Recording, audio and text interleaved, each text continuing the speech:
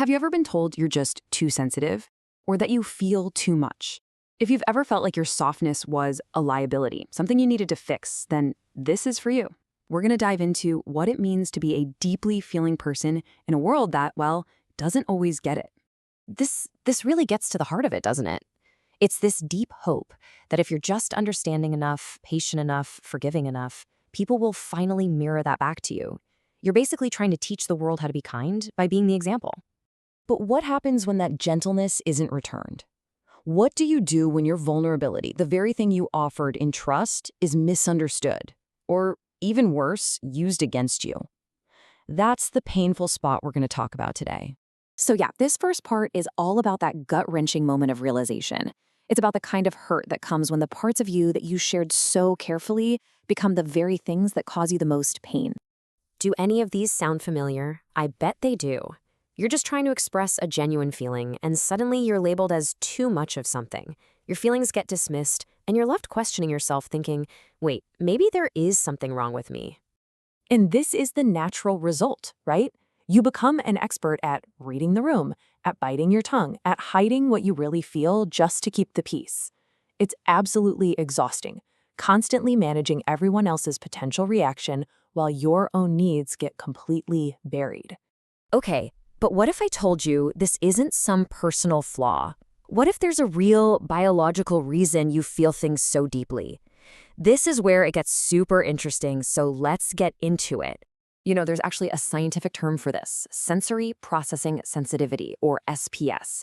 It's a trait, and it basically means your central nervous system is more fine-tuned. You're not just feeling more, you're processing everything, sights, sounds, emotions, social cues, on a much, much deeper level than most people.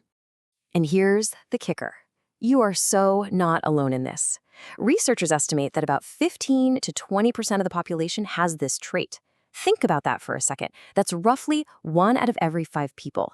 You're part of a significant group of people who are wired exactly like you. Now, this is so important to understand. Sensory processing sensitivity is not a disorder. It's not a weakness. It's not a flaw. It's not something that needs to be cured. It's just a neutral, innate trait, kind of like having green eyes or being tall.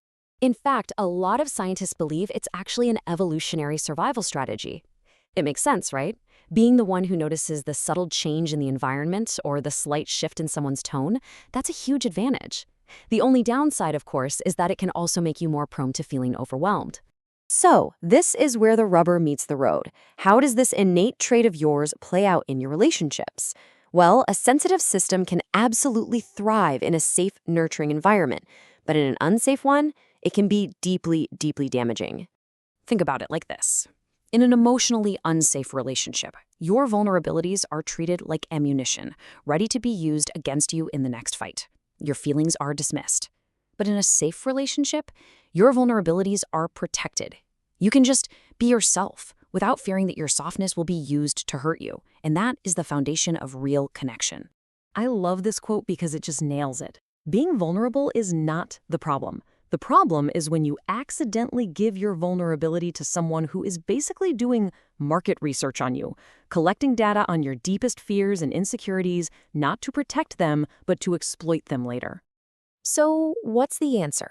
If being open is risky, how do you keep yourself safe without just shutting down and closing yourself off from everyone? Well, the goal isn't to build walls. The goal is to learn how to build healthy boundaries. Let's break down the difference. See? A wall is built out of fear. It's designed to keep everyone out. It screams, "Stay away, you might hurt me."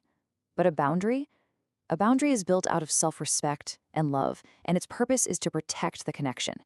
It says, "I want you in my life, and this is what I need to feel safe with you." It's about becoming aware, not becoming hard.